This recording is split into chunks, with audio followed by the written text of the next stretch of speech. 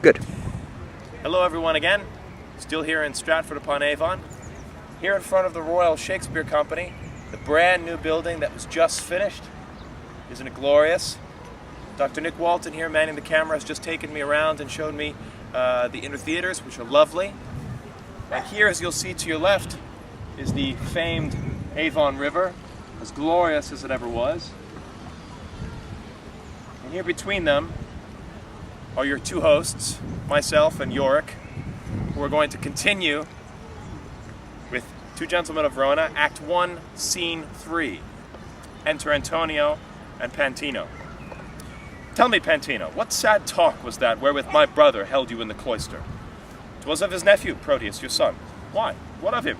He wondered that your lordship would suffer him to spend his youth at home, while other men, of slender reputation, put forth their sons to seek preferment out, some to the wars to try their fortune there, some to discover islands far away, some to the studious universities.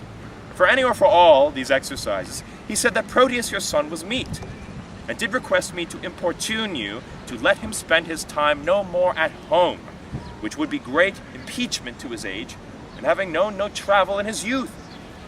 Nor needst thou much importune me to that, whereon this month I have been hammering. I have considered well his loss of time, and how he cannot be a perfect man, not being tried and tutored in the world. Experience is by industry achieved, and perfected by the swift course of time. Then tell me, whither were I best to send him? I think your lordship is not ignorant how his company, youthful Valentine, attends the emperor in his royal court. I know it well. 'Twere good, I think, your lordship sent him thither.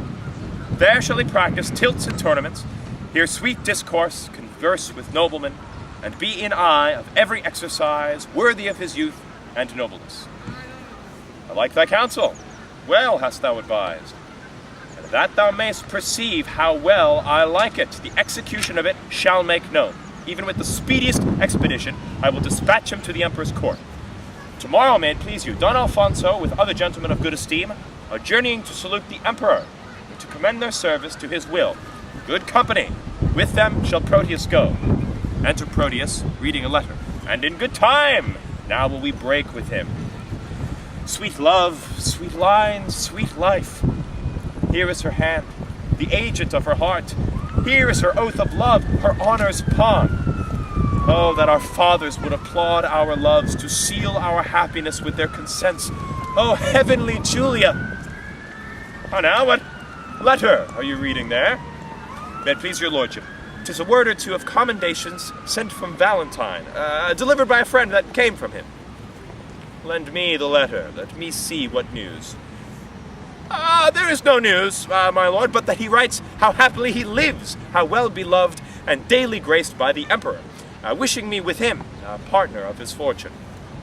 And how stand you affected to his wish?